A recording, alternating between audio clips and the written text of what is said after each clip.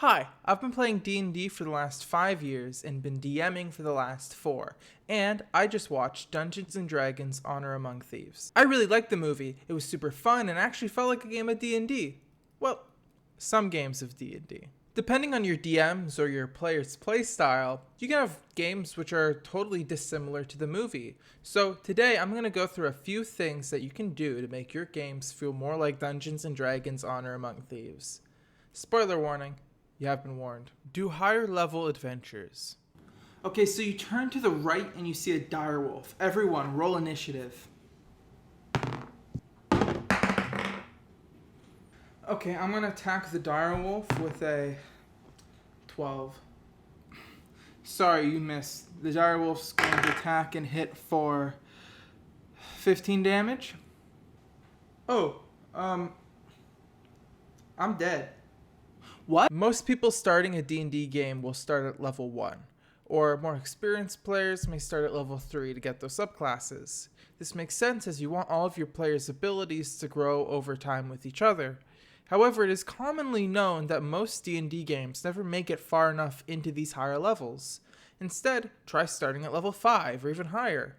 You can tell your players that you all are already adventuring buddies and to work together on the stories that got you to this point of the adventure, which is kind of how the D&D movie starts.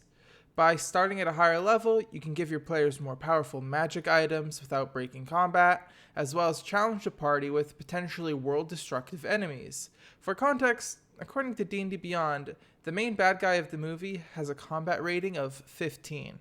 Player-driven adventures. Think about what the goal of the heroes were in the movie.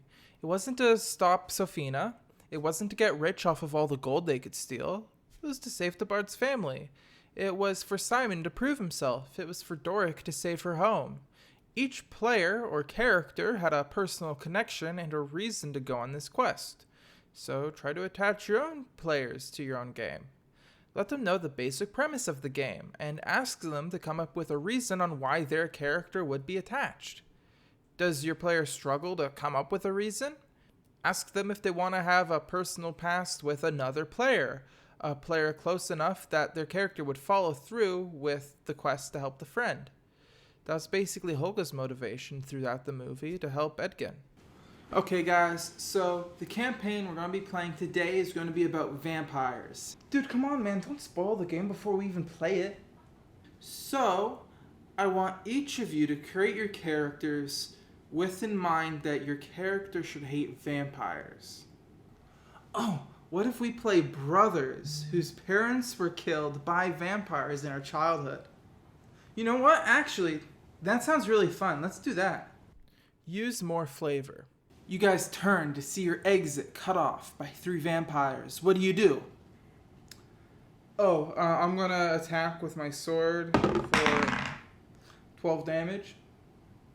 Okay. Other me, it's your turn. What do? Okay, I'm gonna turn to the vampire closest to us and say, "How can you bite us without any teeth?" And strike him in the side of his jaw. Awesome. You strike it with a wham, and it turns back to you with a snarl, but 2 of its fangs fall out of its mouth. Awesome, alright. This goes for DMs as well as players. The D&D movie had a lot of fun fight scenes, and this was because the fights were more than just this person hits this person and this person casts this spell. There's moving around and using the environment to their advantage and using interesting moves. When you do an attack, make sure to describe in fun detail what you're doing, and DMs, you should add to your players' flavor when they try it out. Okay, other me, it's top of the initiative. What are you gonna do? Okay, you know what? I'm gonna turn to that same vampire and say, "Hey, it looks like he missed a spot." I'm gonna strike him on the other side of his jaw. Hell yeah! Amazing. You strike him, wham! And you see his jaw has dislocated from his mouth. Awesome! Bend the rules. The rules are what make D&D what it is. However, we shouldn't rely on being so strict in order to have the most fun experience. If your players have found a solution to a problem, but according to the rules it might not technically count, consider rewarding your players for being creative rather than being so focused on following the rules. This doesn't mean that you should throw the rules out entirely, But this is something you should consider, especially if the players are in a tough situation and have found a way they think they can get out of it.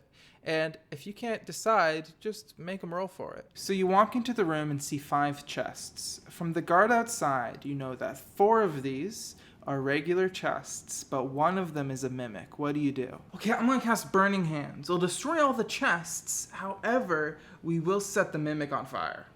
Actually, I don't think it works that way. Burning Hands only affects objects, and a mimic would not be an object, it'd be a creature. Oh, right, yeah. You know what? Actually, fighting a burning mimic does sound like a lot of fun. I'm gonna allow it. Sweet, hell yeah. Okay, yeah, sounds fine with me.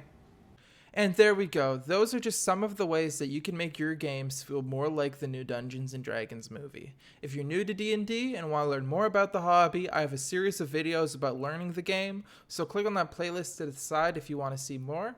Thank you for watching.